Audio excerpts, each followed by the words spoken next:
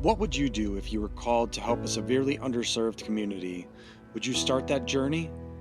Would you take that first step if someone told you it would take 13 years to see it start to take form?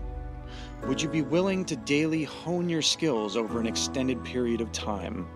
Could you deal with the self-doubt that comes with every setback you face, improving along the way as you hear the accounts of the men that defend the freedom of this country and have to overcome on a daily basis?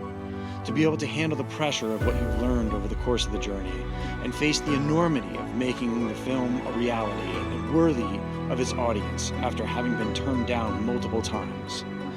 Join us as I speak with actor, writer, director, and veteran advocate Steven Grayhm about his latest film, Sheepdog, the mission of Teamhouse Studios, and what he's had to overcome along the way. This is Veteran Success Story. Today's guest on Veteran Success Story is actor and director Steven Grayhm. Now, I just want to come out and explain that Steven is not a veteran himself, but he is most assuredly a veterans advocate in what he's doing within Teamhouse Studios, as well as some of the other work that he's done. But it's really something that's been on his heart to bring forward veteran issues and be an asset within the veteran community, which, I mean, I think from this film, it just shows between his project and his film and how everything integrates together. It's pretty amazing what he's put together. I first made the acquaintance of Steven back when my old first sergeant, who went on to become a command sergeant major within the 82nd Airborne, Donald McAllister, he worked with Steven. I think they actually met through a nonprofit. I think it was Helicopter for Heroes, or Helicopters for Heroes, and then they ended up working together later on one of Steven's films known as The Secret of Cinchony. Mac has had nothing but good to say about Steven, and honestly, after meeting the guy and kind of seeing where his heart is, I knew that he was somebody I had to have on the show. I'm not going to hold the episode up any longer, as I've already kind of spoken too much, and Steven does a much better job at articulating everything that he's done, and we kind of really get into it in the episode. So, welcome to yet another Veteran Success. Today on Veteran Success Story, I have guest actor, writer, and director Steven Grayhm. I know in the talk beforehand, I was talking with Steven about some of the work and stuff that he did, but more recently, and most recently, is a movie coming out, Sheepdog. It's slated for 2025. But really, just to clarify with people, and I know this was one of your concerns, Steven, in the beginning here, was that you're not a veteran, but you're portraying a veteran on camera. And that's actually one of the whole reasons why I have you here. And what drew me to cover this and talk to you is that you're someone whose heart has really been in the veteran space, and you're doing stuff with veterans through your project Teamhouse Studios. And, you know, do you want to talk a little bit about, I mean, we can talk later on about it, but just your whole mission there and your heart is really in the right place with all of this. And it's amazing to see. It's crazy to have you on as a guest. And thank you so much for coming on. Well, William, thank you for having me, and it's a complete honor. Big fan of your book. I was saying to in the virtual green room, it was very intense. The attention to detail is unbelievable. And you mentioned many times my good buddy Don McAllister, Mac, in there, and it's like learning a totally different side to Mac. I mean, I know he's Sergeant Major, but to me, he's like Mac the teddy bear, and I cast him in the first film I made, and, it's unbelievable. So it's really special. Yeah, so Teamhouse I founded this production company about 4 years ago with a commitment to train veterans in front and behind the camera. And I was very fortunate on Sheepdog to hire 17 veterans and 5 Gold Star family members. On the first film that I made, which was sort of like a proof of concept, we were able to hire, I believe it was 11 veterans and 1 Gold Star family member. So we've been able to expand the program with each project, and it's been an incredible honor.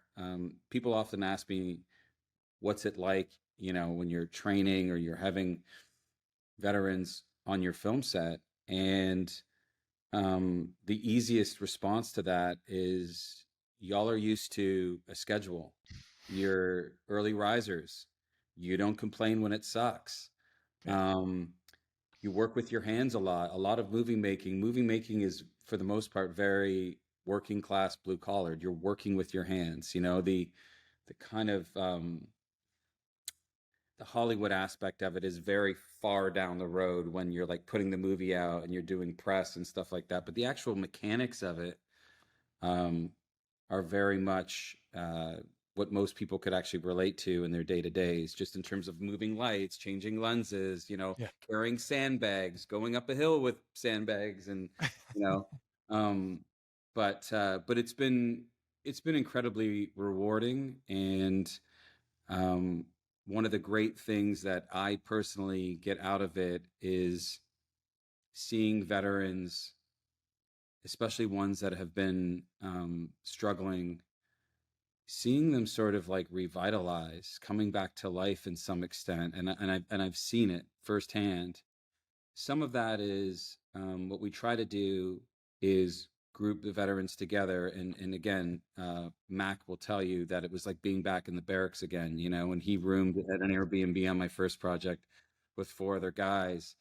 uh, Three of them were veterans, one of them a civilian, and he was just like, you know, he'll talk about it to today, you know, about how much he misses that month that he spent, and that camaraderie. And you know, you wrap on the movie, or you wrap on your day of filming, you go home and they're all having chow together, and whether they're talking about stories that happened that day on set or in their service, and there's that camaraderie and that brotherhood again. And I mean,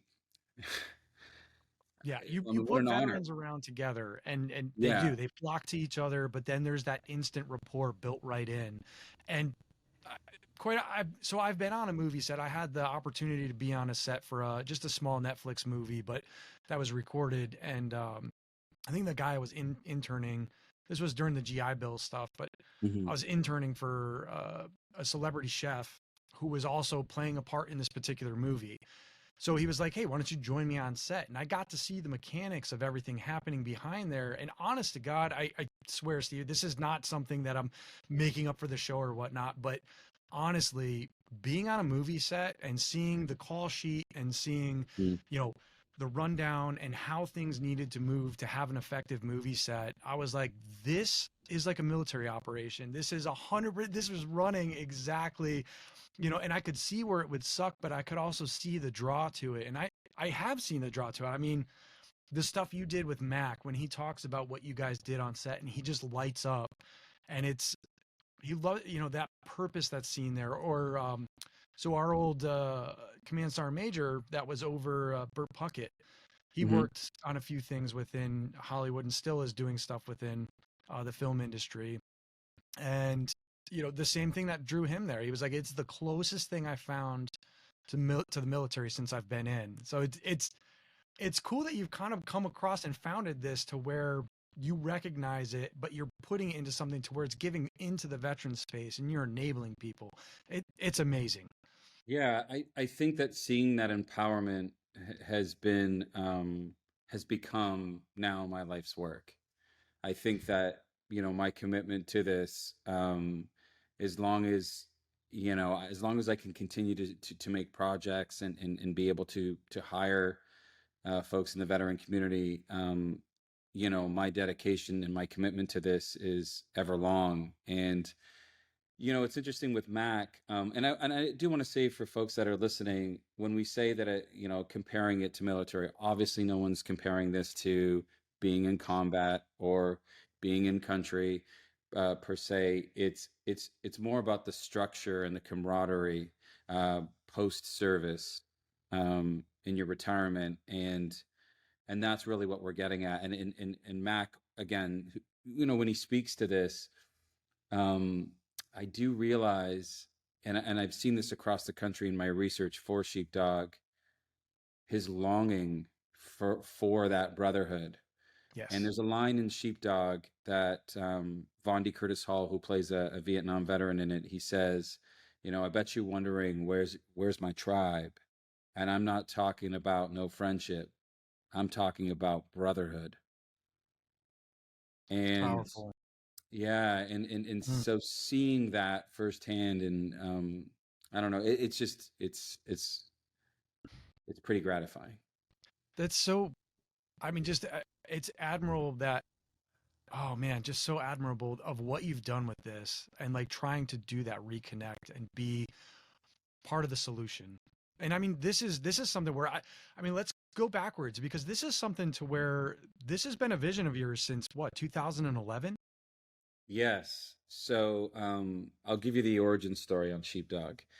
So from a very like sort of um, basic level, I'm the son of my mother was an immigrant during the Second World War. Her father was a POW. Her mother was also a POW. They were Polish farmers that were enslaved on their own land during the Second World War. They fled to Canada and started a new life there. My grandfather was tortured. He was separated from my grandmother and was on the run from the Nazis for quite some time. Mm, And in in their liberation, when I was growing up, and he would share stories, from a young age, that he wouldn't even share with my mom or anyone. And he talks about the liberation, and the way he described it was like out of a movie. And when you're growing up with that, it's impossible to not feel indebted. I would not be here if those brave, American troops didn't come over that horizon, um, to save the world from tyranny. And so that was instilled in me at a very young age. And maybe, I just couldn't really figure out a way to ever pay that debt back.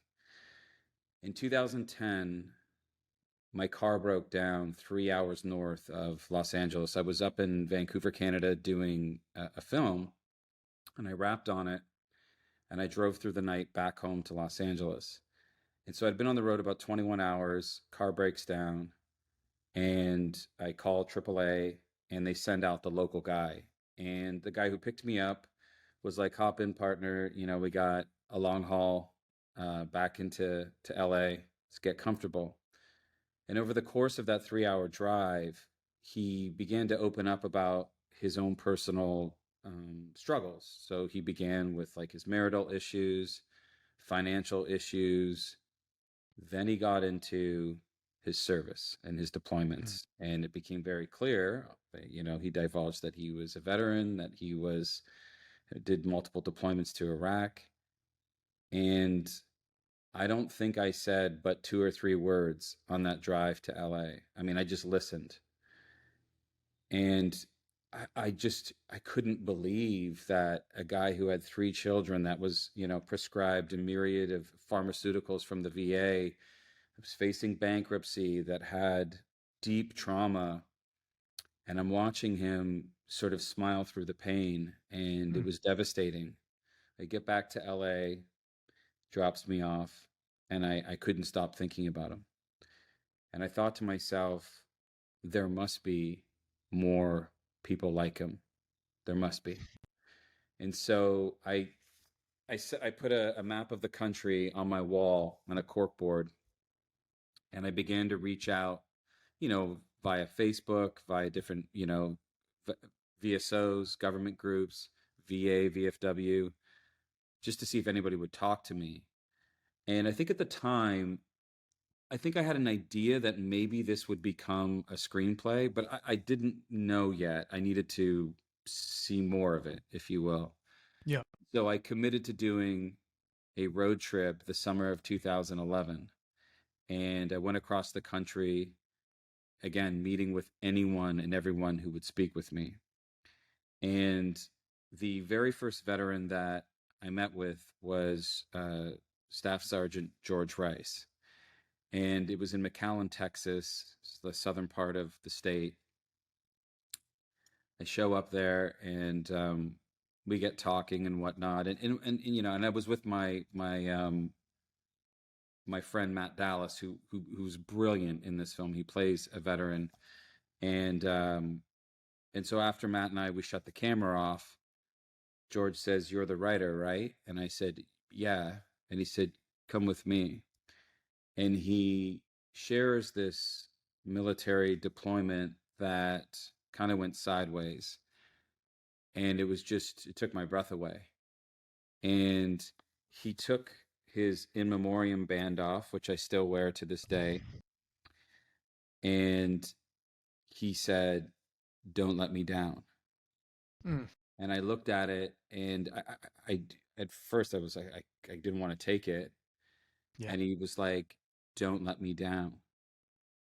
And so I got back in the car, and I had a Wow. decision to make. Do I go back to Los Angeles? Because I was like, though we were naive and idealistic, like, oh, we're going to go out there and change the world. In that moment, we knew that we had bit off more than we could chew. And we were like, are we the people to be trusted with these stories? You know, like, this is a, a pretty great responsibility. And then what do we do with all these stories? And then, you know what I mean? Like in your, Oh no, that's a heavy charge. I mean, that yeah, alone right there, I know, I mean, you said stuff about the book that I wrote in the beginning, but I had a lot of the same thing to where I was like, there's no way I can put this down. Like, and there's no way I could do these guys justice. I still don't think that had done them justice. I still feel it needs more work, but at the same time, there comes a yeah, point to where it needs to be out there. But that right there, that is a heavy charge that was given you, and for you to pick that mantle up and move forward. right. So Wow. we're sitting in that car in Texas, and we all know the decision that we made, which was to carry on. But we drove through the night, um, and we committed that night that we were going to, complete the mission or die trying. And I know that sounds heavy, but we meant it. Yeah. We meant it, and we certainly lived it, all the way to this point, to have, 13 years later, to have made the film. But I will say, from that experience with George, he had made some phone calls across the country to other guys in his unit that he thought would be, that might be willing to speak with us, and we were very fortunate that some of them did sit down with us and shared their story of their service and so on. And that led ultimately to Sergeant Brad Link. Um, Brad, at the time, lived in Pittsburgh, and George said, it, he doesn't speak to any of us. He's not in a great place, but maybe he'll speak to you. I don't know. And so I waited till I got back from that road trip back home to LA. I contacted Brad, and we were talking about him coming out to Los Angeles. And I'm living in the heart of Hollywood at the time. I got helicopters going over me, sirens going down my street, and I was just thinking, there's no way I'm asking this guy to come, crash on my couch here. This is probably not going to be good for his mental health. So I committed to going to Pittsburgh, and I got a one-way ticket, to go and see him. And what was only supposed to be a couple days ended up being a month working together. And I do want to share this because, it's one of the most profound moments of my life. So 3 weeks ago, we won the jury award for Sheepdog at the Naples International Film Festival. Yeah. And Brad currently lives with his wife in, Panorama City. And they drove 7 hours with their dogs to join us at the festival, just to be there, just to see the film and be a part of it. They were our special guests, and they stayed for the awards ceremony on the last night. And they had given out all the awards, and there was just one left. And I'm telling you, you don't know how these things are going to go, right? And I'm sitting there, and Brad's looking at me, his wife's looking at me, and I'm shaking, right? Because I was like, what if we lose? And then if we do, is the after party going to be weird? And then, your stage fright of all of it. And I guess my fear of letting him down, I don't Yeah. know. And as soon as they said Sheepdog, and we were all in tears. And I turned to his wife and I turned to him. I mean, it was so surreal. It was so surreal to share that moment together after all these years, after living in his sister's attic, in the dead of winter in Pittsburgh, working together and hearing his stories and sort of putting some of the pieces together, and how inspiring, he was as an individual. And to share that just 3 weeks ago is just remarkable. I mean, I relive it in my mind because it's so surreal that we were all together to share that, you I, know? I I saw that moment and stuff, and I mean, I could tell that was one of the things that pushed me over the edge to contact you on it, where I could just see, you could see it, you could see the relief off your shoulders, you could see just so much Yeah. behind the struggle in getting forward, like what, this whole That's, thing. yeah, that's really what this was, though. Like, it's not about the award, Yeah, it's about the acknowledgement. yeah, And Matt Dallas in our acceptance speech did touch on that, yeah. a big part of the reason why this took 13 years is because we were laughed out of every room in Hollywood. Um, I mean, the stories I could tell you. I mean, No, I I had bet to, I yeah, I I'm know. sorry, I catch my breath on it because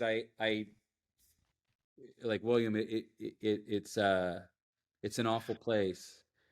And, um, and the things that were dangled in front of us, I look back on now, and thank God we were all raised well, and thank God that we had the men and women like you that had made such a sacrifice to their country, that was always our North Star, right? So we were never for sale. We would never compromise. And I think people got sick and tired of us, right? They were just, um, and I am grateful for that. As hard as it was, as arduous and long as their road was, the end result is this beautiful movie that's authentic and impactful, and um, that I financed entirely in private equity outside of the Hollywood system, out of Texas. I never got a single note from an investor. Nobody had an agenda. Nobody put any pressure on me. So I got to tell the story that I thought would be in service of veterans, first responders, mental health workers, Gold Star families. And so it's pretty raw, but most importantly, it's honest. Yeah, and man, just to come around, like where you just said you didn't compromise. You even, I think I listened to another interview where you were talking about one of your other films there, The Secret Ascension, the one that Mm. Mac was in, is that was really a film to get to where you are now, with the Yeah, Sheepdogs. It was I'll that in yeah, between. I'll tell you a little bit about that. So, I've never shared this publicly before, but in I guess 4 years ago, my good friend Robert Daly passed away. And Rob I had known since I was a teenager, and he was one of my closest friends, and he had stage 4 cancer, so it was incurable. And this was in the throes of all the false starts on Sheepdog, all the broken promises, all that. So it was 2019 he was diagnosed, I believe. And I had lost friends, but this was different. This was a death sentence that we all knew was coming, and it Yeah, was terrifying. And I kind of looked around me, and I said to my wife, I was like, I I'm looking at my friend basically slowly dying, and like, what of all his hopes and dreams, like all the things that he's now not going to be able to achieve, and he was such an inspiration to so many of us. And I just turned to her and I said, like, I don't have the time anymore. I don't have the time. I gotta, and it was a very sort of carpe diem moment. And it was an awakening. And so I started to scribble in a journal, and I thought, I'll make something really small to prove what I could do with Sheepdog. And I started writing in a journal. My father's heritage on his side is Canadian First Nations, and I had some ideas about that because of the history here. I'm in Massachusetts right now, and Mhm. the history here. Um, and so I basically, wrote a story from the heart that was like a horror thriller that I made for $150,000, which I've also never shared publicly. Went to camera 4 months later and got worldwide distribution from Yeah. Vertical. I was able to hire, as I said, 11 veterans, and it's a beautiful film. I mean, it's definitely out of the box, but for the most part, it works, and I'm so proud of it. I mean, I don't think there might be just a handful of professional actors in it, but I hired all the local town people here because I had no money to make it. And my mother-in-law did the catering, and it was definitely a labor of love, and that was the game changer, because I was able to shop that and show private equity investors what I could accomplish and my team could accomplish with such little means to do it. Yeah. And that definitely put Sheepdog on the front burner. And I will tell you this, I've been on a film set, television set, 25 years in now. I've made short films, directed music videos, won a bunch of awards for that stuff. If I had not made The Secret of Cinchony, there was no Sheepdog.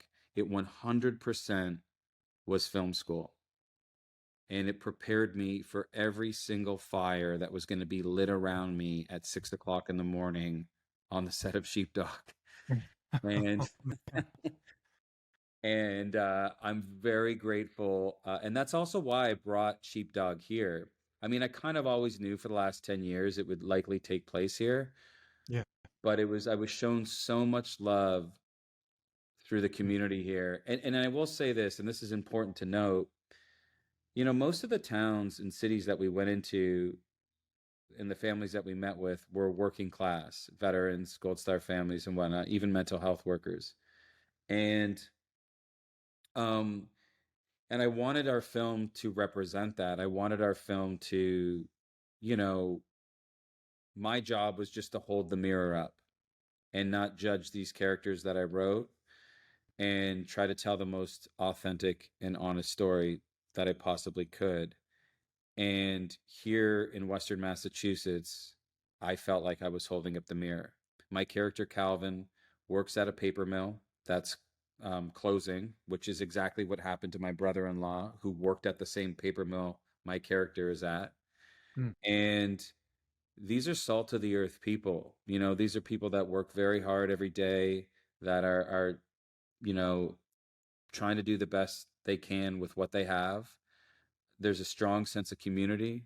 For the most part, folks aren't divided by politics, you know, and and when I say that, I mean it's diverse in that sense. Like, if you were to drive down this election year, drive down any one of these roads, you'd see, half the signs are for the Republican candidate and half the signs are for the Democratic candidate, and Yeah. everybody gets along. And so a lot spoke to me. The other thing is, it's just so incredibly beautiful. I mean, it's Western Massachusetts in Sheepdog is a character unto its own. And both my cinematographer Evans Brown shot it so beautifully, and our aerial cinematographer veteran TJ Millard. I mean, the shots, I mean, just breathtaking over the Yeah. Connecticut River and so on. Oh Um, man, I just New England is it's so I grew up in Connecticut, so I know you grew up in exactly what you're Connecticut, talking about. yeah, Yeah. yeah. Do you miss it?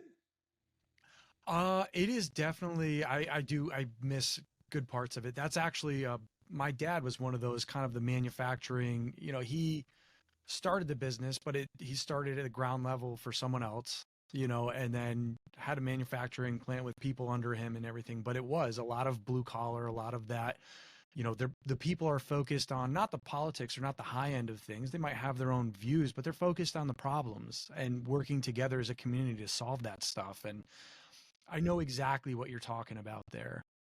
Yeah, I've so I grew up uh north of the border in Canada as a kid, and part of that time was on a farm in Jordan, which is just outside of Niagara Falls. And I miss that, you know. I did 21 years in Los Angeles in the heart of Hollywood in the same quarter mile radius. And boy, um it's been really refreshing and welcomed to return to the East Coast, especially a place like New England where it's so beautiful, you know. There's something with that, and it's good for the soul. It really is Mm. to get out, in the woods or just, these little towns that are so picturesque and everything, but surrounding yourself, the people out there. I know a lot of the Northeast they say that we're cold, but at the same Well, time, it's really not. I tease my wife about that. There is a New Englander sort of vibe, which Yes. it has been described, not by me, but it has been described as cold. I think it's more of like it's a very sort of suck it up. There's a some people would say a rigidness. I say it's more of a resilience, Yeah. you know, um, which is interesting. And if you're, for some people, you got to adapt a little bit to it. But uh, it's definitely endearing once you're sort of aware of that. But I mean, again, it takes a village to pull something off like this on as we did on Sheepdog, and I couldn't be more grateful and indebted to the community here. I mean, it's just unbelievable. Steve, do you mind? I know like we're talking on the movie and stuff Mhm. today and everything, but do you want to go back a little bit too about the path to there? You were making, films in school. You Mhm. went into the acting side of things. Kind of look just your different roles and stuff. You got a wide range. You're doing Yeah, comedy with the Wayans brothers, I and then did. you're doing more serious stuff. You do a horror thriller film, but it has Yeah. like this emotional. It's wild to see, but at the same time, this big culmination coming into a project like Sheepdog, and I, being from someone I've done some different stuff.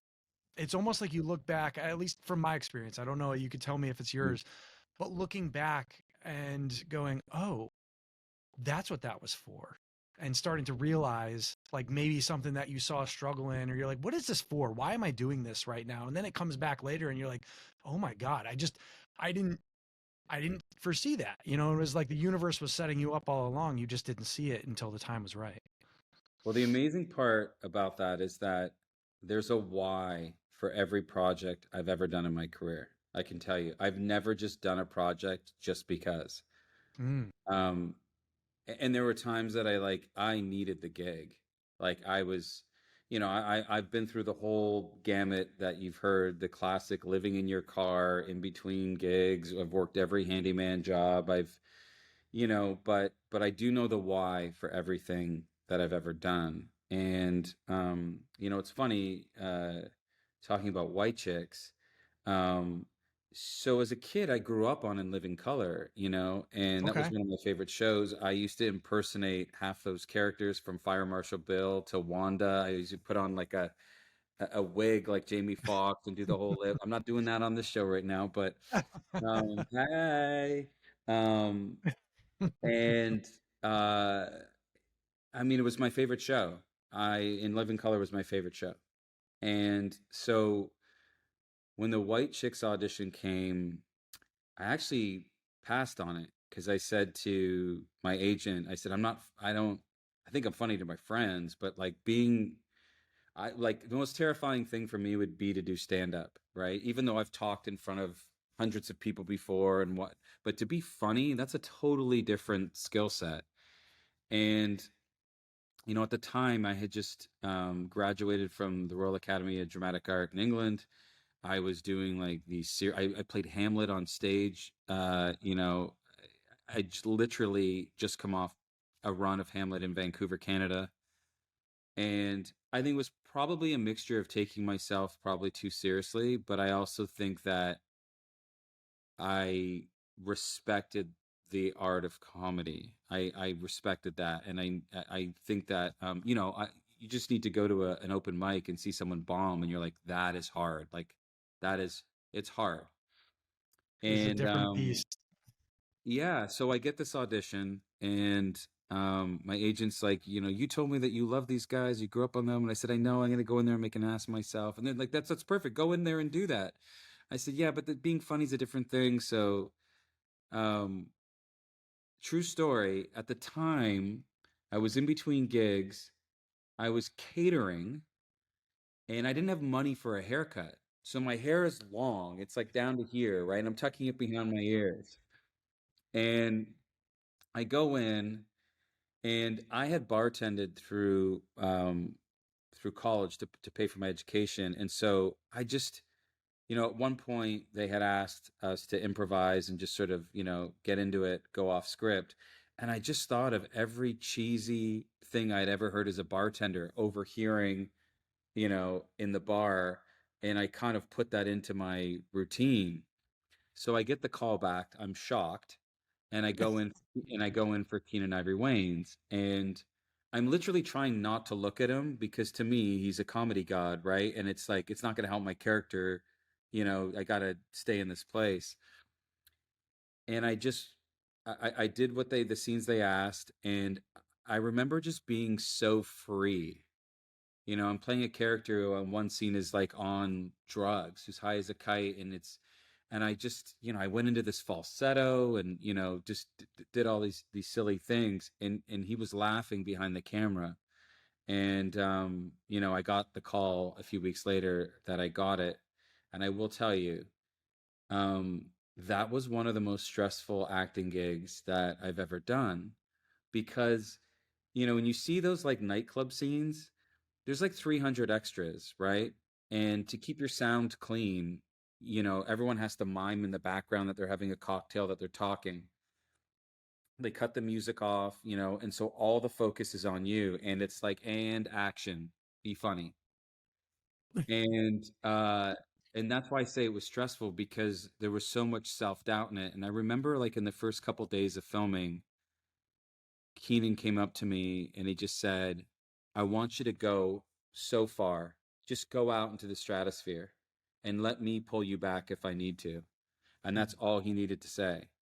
And that was the most helpful direction that I've got. Like that was, and from there I just, because he had reminded me of the audition. He was like, you were so free, and I was like, all right, it's just, dance like nobody's watching, and that's kind of what it was. So, but that project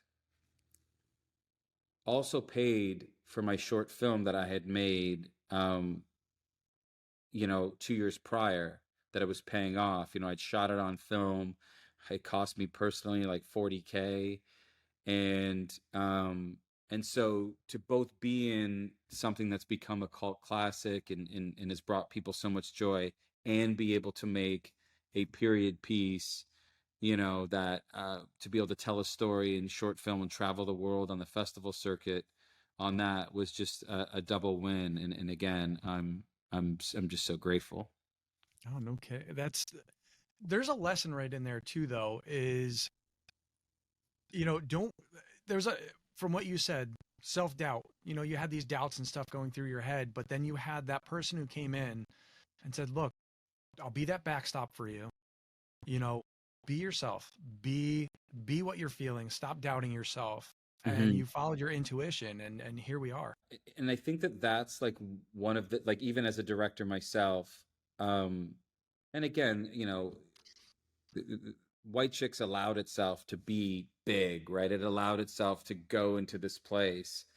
But I think that as a director, that's part of the job, is building up your talent, building up your actors to feel safe to explore and try different things. I don't want to speak for any of the other cast in it, but you know, um, like Terry Crews is unbelievable in it. He's unbelievable. And a true story about that, because folks don't know, like, his dedication to playing that character and just how brilliant he is in it. It was scripted that he was just supposed to be dancing, I think, with glow sticks, right? As if like he drank what my character drank, kind of thing, and then he's, dancing the night away. Nobody knew that he was going to do that dance, right? So he had choreographed it. He had, the night before, he had been working on it in his hotel room.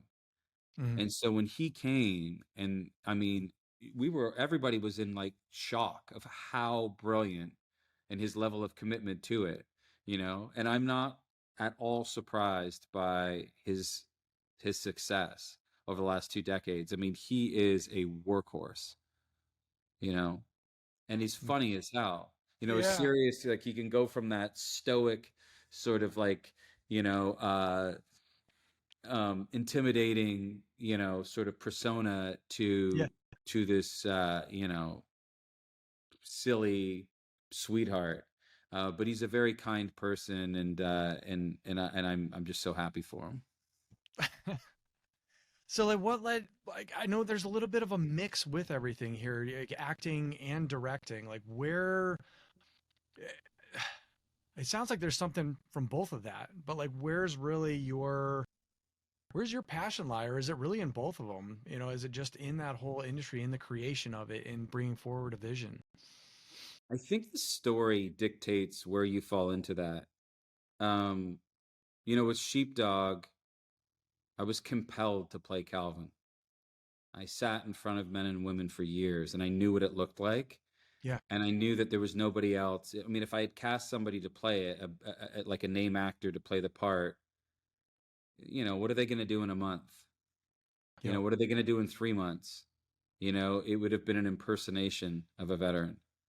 And Man, see, oh man, yeah, so no, I'm getting yeah, chills because it's when you're around these other veterans and stuff, and you're hearing these stories and you're interacting that with them, and like you said, you stayed with this guy for over a month. It just led into something to where you take on some of these burdens from that, and for you to be able to take that, portray it, amplify it, and use the craft that you really had built over these years to portray this, it's just something beautiful. you know, there's a military operation that my character talks about to his therapist in the film. And I had met again between Brad Link in Pittsburgh, George Rice in South Texas, Nick Carbonell up in Maine, and several other guys that were either in their squad or definitely in their unit. And so that inspired that military operation. I obviously was loosely based on that. But by the time I got to set, what's in the film was one take. I mean, I could see it. My character's talking about a sheep pen in Hegna, Iraq, where the military operation, went sideways on these guys. And I could see it. I mean, it wasn't just that I wrote these words on the page. Like, I could see it. Yeah. And that's a very different thing, because you get past the point of imagining it, right? To a point of like reliving it vicariously on behalf of those who actually experienced it on the day, Yeah. right? And I think that, like, our good friend Don McAllister, he came to the world premiere at the 40th Boston Film Festival, and he hadn't seen the film before. And he stood up during the Q&A, and he just said, he's very emotional, and he's like, I just have to ask you, brother, like, how did you get that look in your eye? You had Mm. the look. And the best I can answer is I did the work. I was never thinking on the day, oh, I got to have this look in my eyes. I just had to get as close as I possibly could to it, and then just tell the truth, and not overthink it. And when you're making, we're a low budget indie film, Sheepdog, and when you don't have money to throw at every problem, you have to rely on your instincts and your intuition. And so when you're relying on your instinct, you cannot overthink anything. It's literally in the moment. Let's go now. And you Yeah. just have to trust that the 13 years of work you did is going to carry the day, and that you've hired the right people around you, that you have the right support, and then you just got to let it, let it rip, Yeah. and see what happens. And that's what we did. So just talking about the passion, like when you're like about acting, directing, producing, writing, the story really dictates that. With Secret of Synchrony, um, funny enough, I played the part because I was the cheapest one to play it, right? Like I was like, I know the lines, I wrote it, um, and we have no money, um, so I'll just do it. And but it was also sort of like, for a horror thriller, it's actually a personal story of the persecution and subjugation of indigenous peoples. So there is like, something meaningful underneath all the scares. Yeah. Some critics didn't get that, which is unfortunate, but it's such a beautiful and meaningful film that I was trying to not just make something that was like run of the mill, and that's why I say it's very outside the box. Um, but that, directing, working with directing veterans, directing children. My dog's in it. I'm talking about Synchrony, and all of that was very much boot camp for what was to come for me, and I was very fortunate that I had that experience, because if you gave me $10 million today and you said all the footage for Sheepdog is gone, here's $10 million, you got to remake it, I wouldn't take your money, because I could never recreate it. It was lightning in a bottle. And going back to working on your instinct, it was a pressure cooker. And going back to Max saying it was in your eyes, Yeah. every single performance is literally walking the razor's edge in the movie. From Vondi Curtis Hall to Virginia Madsen, Dominic Famusa, Lily Cooper, Matt Dallas, could never recreate it. And that's why I feel also so grateful that we captured it. It's a moment in time that will now live Yeah. on, and from our responses all across the country on the film festival circuit, the audience response, especially from veterans of all conflicts and generations, um, is reaffirming. It's not just gratifying, it's reaffirming that the work that we did is up on the screen. Man. And I'll say this, I've said it before in Q&As, outside of my newborn son, it will be my life's greatest work. It will be, nothing will come close to this. Man. Steven, that from everything I've seen and everything I've heard, and I know Mac he hasn't let anything out on you and stuff, but he's been like, man, you got to see this movie. Like it Yeah. is fantastic. I can't wait. This is something that's going to change a few things, and that's awesome. That's the whole reason why we're talking here. Is I'm like, man, like everything that you've done and seeing your progress through everything and seeing what I've seen anyway and what I've heard. It's exciting, and it's extremely admirable to see. I think we're about, I don't know, 10, 20 minutes until we're wrapping up, but let's talk about Teamhouse, what you're doing on that end and how that mission, how you're integrating the veterans into the film industry, how you're kind of giving them that leg up into there. It sounds like you're coaching. I don't know, like, let me in Yeah, a little bit more. I'm sure. slightly familiar, but So I think, like, you know, in the time that I've spent in the veteran community, I think one of the most important things is a sense of purpose, right? And I think when you transition out of the military, oftentimes you lose that. And it's very difficult to go back to your communities. People have moved on. And you're, whether you're able to utilize the GI Bill or you're looking for work, but you're also missing that camaraderie and that brotherhood that I talked about. And, you know, the film industry, um, it attracts some of the best, but all of the worst. And I thought, there's an opportunity here that I can hire and train veterans and give them that sense of purpose in my world anyway, Yeah. and and you know, for lack of a better term, to avoid stepping on any landmines going into it, like learn from my own mistakes and to some degree, you know, protect them, And so my agenda, if I had one with Teamhouse, is just being in service of veterans. And part of being a team leader is identifying people's strengths and their weaknesses.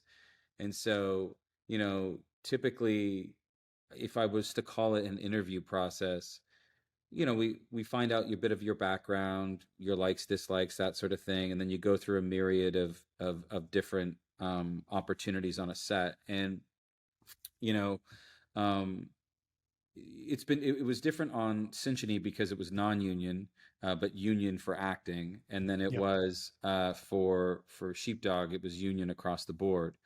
And so there is a lot of bureaucracy and red tape in terms of like being able to, you can't just bring somebody on a set that's taking a job from, somebody that's in the union. Um, so, moving forward on this as well, it's like I'm hoping to raise funding that can also support this endeavor, this very ambitious endeavor. But ultimately it's to impart my knowledge to put veterans in a welcoming community on our set and to build lifelong relationships and again, just with the veterans that I've had the great fortune to continue to work with both on the first film and on Sheepdog. um, well, many of them have stayed in touch and are now like family, and again, that's just incredible, and something that I'm just so lucky to be a part of. I think that being a sounding board, being someone that knows how in terms of like putting the right people on a set. So for instance, on Synchrony, Mac, being Sergeant Major, he kind of like he was the go-to, right? So there were other veterans. We had some, Rudy Reyes, who did a beautiful job in the film. He's in it, and we had some Army vets and whatnot. And Mac was kind of the go-to. If he's the, I guess, the lieutenant colonel, maybe Rudy was the Rudy was the sergeant major, and I hope he doesn't take offense to that. I'm just saying, just like in terms of like running the show. Yeah. And by the way, there is another project we'll talk about at the end here. That's a heist project I wrote over COVID, which both of them are going to be a part of, which I'm so excited about. But there's structure, right? And there's a sense of community, and there's a sense of trust, and that's a big thing, especially on a film set, and something I value deeply, and something that's almost innate in veterans. um, and and and and so I look forward to growing the production company, and I look forward to creating up more opportunities uh, for veterans. And just to touch on really quickly too, the Gold Star family members that were in Sheepdog, um, some of them were had lost loved ones in the military operation that my character talks about in it. But the beautiful thing about it was that to have us all together felt like we were at church together, like we were at Sunday school or something together. Like we would break for lunch, and then everyone would share stories, and there'd be laughter, and you know, of people that have made the ultimate sacrifice. Their families have, and that was very eye opening. And I gave everyone an option. You didn't have to be in front of the camera. You can also just be here. You can be a helping hand, or do nothing and just fellowship, but just be a part of it, you know Yeah. and I want to continue to create that environment on everything that I'm producing. And it's maybe you'll join us. Oh man, I would love to down the road. That's Yikes. Throwing that one out there, but we'll see. That'd be wild, at least even just to come by and see, cover what you're doing there. That Yeah. is like, first, to hear the stuff back from Mac, the feedback from him, and for guys like that, for everything that he's been through, and to see what he's seen, but to open up and share some of that with you, and to also, entrust you. Um, that's big. And it says a lot about your character. It says a lot about what you're doing in those projects, and what you're doing out there within the industry and really the world. I mean, you're putting this stuff out there. This is something that is now on film, about to be uh, released in the very near future.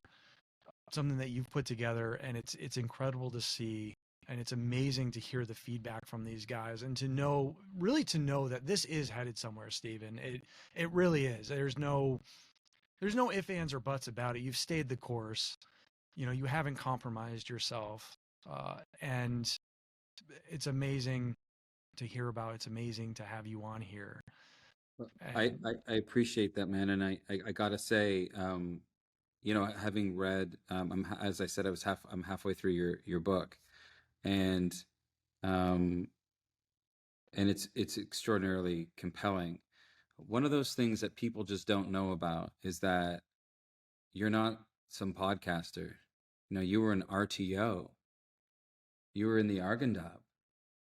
Like, that's where the British Empire fell. That's where Alexander the Great. That's where the Russians couldn't beat them there. And I think that, like, for me, just, and I know that you served under Mac, like, to everybody on our set, he's this lovable teddy bear, and that's amazing, right? And he exudes so much love. He can be serious. He can make you, toe the line, the whole thing. But when I'm reading your book, I don't. I mean, I know of Mac's service. I mean, we've talked. He's shared some stories, but I don't know it in finite detail the way you've laid it out in your book. Where I'm like, I was telling my wife, and I was just like, we just, this is extraordinary. Like, what he's been through, and what y'all have been through, and I think it's important to share that, because I'm going to share this with you really quickly. When I was in Pittsburgh working with Brad Link, um, I typically, whenever I would work on the screenplay, I'd never drink with vets, right? Because the mhm, idea is, like, I'm not your drinking buddy. I'm here to yeah. respect your story and get this right. And after about 3 weeks of working with Brad, I was like, let's go for a beer. And we went out to a local, watering hole, and ordered our second beer, and I go to the bathroom, and I come back, and there's a group of girls that are standing with Brad, and Brad's kind of like smirking, and he's like, hey man, they want, they recognize you from White Chicks, they want a photo with you. And I said, oh yeah, yeah, sure, sure. And I take a quick photo, and I was looking at Brad looking at me taking the photo, and there was this like sense of pride and obviously amusement that here we are in this local watering hole in Pittsburgh. But I'm looking at him going, if they ever knew what he just shared with me over the last 3 weeks, I would be chopped liver. I'm I'm nothing compared to this extraordinary man's story. And I felt that way reading, your book as well, that the biggest disconnect that we have from the civilian and veteran communities is that we don't see that, and maybe for good reason. You guys are war fighters. You guys go out there, and you take care of business so that everybody, can sleep good at night. And it's astounding. And I don't think that, like, we talk a lot about this, and it's even in the film about thank you for your service, and how that often feels like a hollow gesture. And civilians don't know, for the most part, what to say or do, what's the etiquette. And sometimes it takes a lot of courage just to say, thank you for your service. And I've always said, and this is based again on all my conversations over the years with vets, that they would rather someone say, how are you doing? And wait around to hear the answer, and build that. I mean, that's how you build community, you know? And so with saying that, it's an honor. It's an honor to talk to you, and I would encourage um, anyone to read your book, Man the Valley, and uh, it's I'm sure you carried a great responsibility in telling your story, but also the stories of others that you served with, and um and that's a beautiful thing, and it's important to put that stuff out there so it's preserved, you know, Yeah, and no, also so it can enlighten. yeah, that's really, I mean, and that's kind of how these things start. You know, all of that was born from really, honestly, the best stuff in the book is from other people.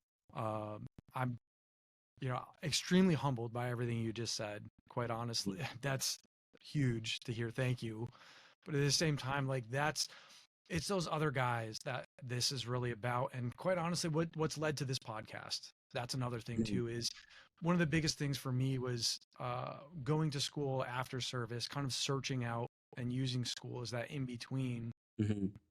but was listening to podcasts. I just, instead of music, I had an hour long commute to school. So I started listening to podcasts, and the amount of information that I would get from listening to certain things. I would go into, I finished business school in 2.5 years, but I was bringing stuff to my marketing classes to where they're like, where are you coming up with this stuff? This is like so far above the levels of where we're at. And I'm like, it's literally a podcast that I learned all this from. And I started to see like, maybe if we can put this into a form that other veterans can hear and understand, we can spread this information among one another, and they can hear it in a format to where they understand from someone they understand, and hopefully it reaches them, and it kind of gives them those tools in that tool bag uh, to do stuff. Either what Rudy's doing, and being involved in the projects that you're doing as a stepping stone into maybe something, and you offering yourself as that mentor during everything that you're doing with Teamhouse and that you did through the production of Sheepdog, and how you've portrayed the veteran struggle out there, but also that purpose and reinstilling that purpose in there and showing this side of things for people. It's incredible, Steven. And I love what you're doing out there, and I can't wait to see this movie when it hits the theaters in 2025, man. I cannot wait. Well, I appreciate that, and our hope is to be able to ensure that every veteran across the country, mental health worker, Gold Star family member can see it. We're working really hard on a very strategic plan for a theatrical release, um, and I'll obviously keep you posted on that. It's been an honor, and um, in case anyone thought I got the book, the name of the book wrong, it's Damn the Valley. I was saying Man the Valley because I just, uh, it's extraordinary, and your story is extraordinary too, and it's unbelievable. Before we say goodbye, though, you do have to tell us. I thought one of the interesting things in your journey was that you were late to the game at like 26, right? Oh yeah. And so Yep. you had gone to college, and you were going to originally you were going to go into the Marines, correct? Yeah. And Yes. then, right. So at 26, and didn't you join during a time of war? Yeah, because if you go back, you're 26, yeah, it was pre 2000, it was post 2003. Yep. Yeah. So high school, that's a whole, so high school was, that's when I was looking at the Marines, and we Hmm. weren't at war yet. 9/11 hadn't happened. And I Yeah. actually remember right where I was. It was the Waterbury satellite campus for UConn. Yeah. And I was in the cafeteria, and everybody starts crowding around the television. And like, what's going on? They're like, dude, you got to see this. Like, this is messed up. And we come over and we see the towers are hit, and all of a sudden Yeah. it's, hey, classes are canceled, and hey, guys, everybody go home and be with your families. And I did. I felt like I missed the train to the fight, and life Mm. happened, and I was like, maybe this wasn't my purpose, and whatnot. But I still felt that call, and it was finally, I just through life and through just a few different instances to where I got brought to a point to where I was like, you know what, you need to make a decision. And if you're going to do this, you've always felt it in your heart to. Maybe this is something that you need to do, and it's probably your last chance to go out there and do it. So why have you shirked it? It doesn't seem to be working out right now, but you're also not following. It's been about you to this point. Mm-hmm. Like, why not start giving back to others? This is what you wanted to do to start with, like, and you've kind of been led astray. Get back to it. And that's Wow. what led me to sign on the line. Whoa. Yeah, I mean that was I mean, yeah, that's a big step, especially because I'm sure to some degree you knew what you were getting into. I mean, it wasn't you know, um when was your first deployment? Oh, so I mean, man, that goes right. It was like a year within actually joining. So 2008 is the join, and then September Oh, oh 9. 2009, You're in country. Wow. going in Yeah. country. So, So, yeah, you were yeah, that's wild. Well, again, that takes a lot of courage it speaks volumes of your character and it's wild, when you get into the book how you're kind of thrust like right into it and finding your way through it all and coming in kind of as like the older guy to I'm sure you served you know beside guys who had already seen. I know it's often rare that you see combat, it's not everybody, but I'm sure you were with people younger than you that had seen action and could share with you their experience and from the sublime to the grotesque. And there you are, kind of wet behind the ears, college kid coming into it, but you followed your calling. And that's what I think is so admirable. And if we could, if there's anything to take away from this conversation today, um, I followed mine.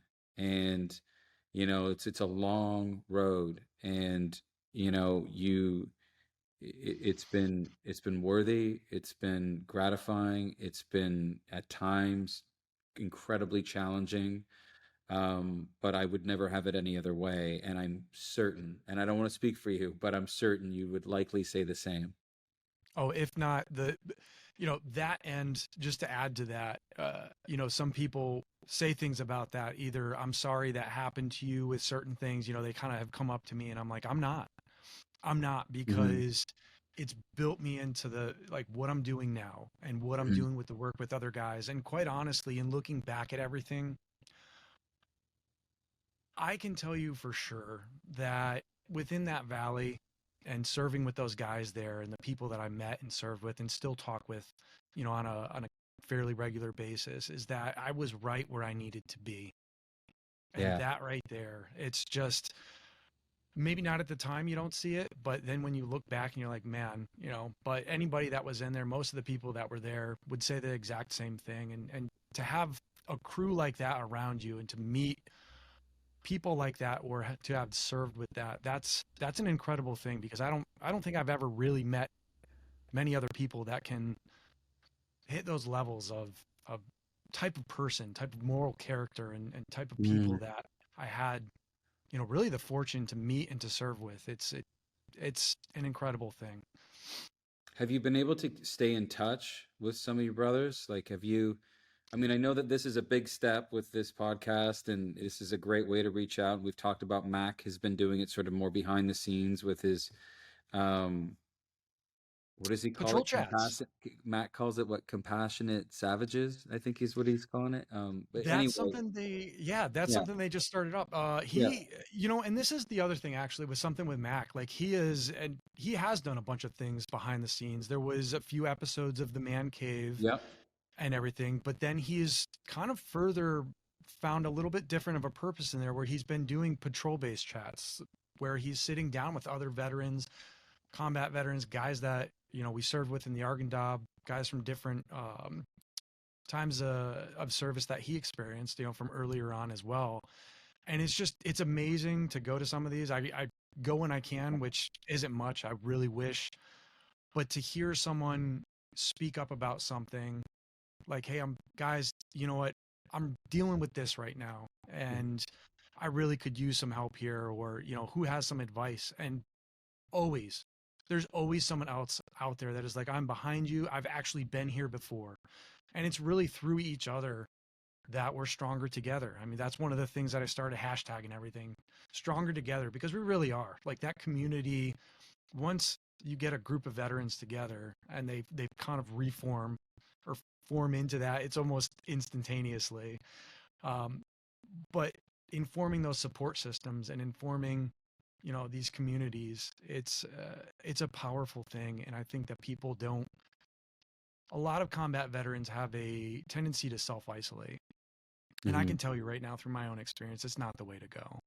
Hmm. It's getting out there among other people and meeting people such as, either through the patrol-based chats or projects like you're doing with Teamhouse. Um, there's power in it, and it's an amazing thing. Yeah, and kudos to you for that. I mean, I can relate to that in so much that both of my brothers-in-laws are both combat vets, and um, living out, one lives in rural New Hampshire, the other here in rural, just north of here, rural Vermont, and that connective tissue is just not quite the same. And to the men that they served with, in that sense of community, and I think that's from the earlier days, that's what the Legion provided, right? It was the local place for vets to go, have a beer, shoot the shit, and connect on a level where they just couldn't connect with civilians for good reason. Yeah.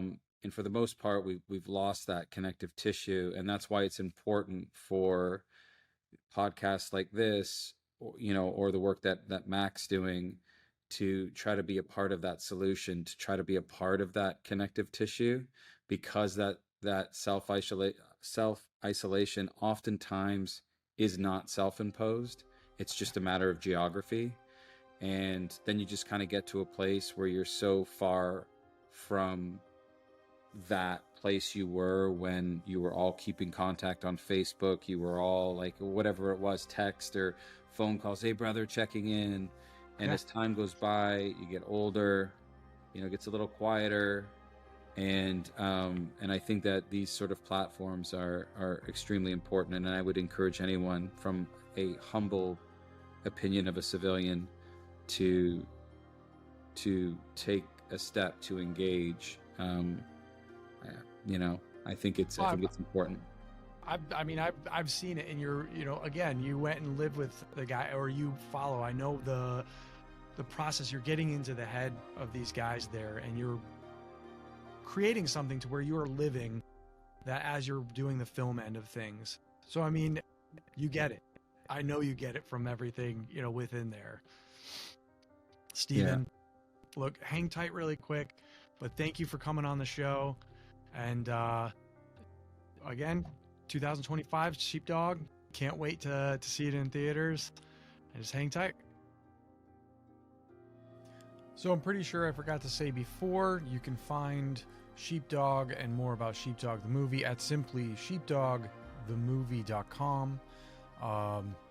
They also have across their social media accounts at Sheepdog the Movie on Instagram, Facebook, and X, formerly known as Twitter. I hope you've enjoyed this episode. Honestly, for more episodes like this, what would help if you guys just followed or subscribe, whichever one those are. I believe follow is the big one now, the one that doesn't cost anything, which I'm hoping that this show is never going to cost you anything, but without also running a ton of ads, because I know how distracting that can be.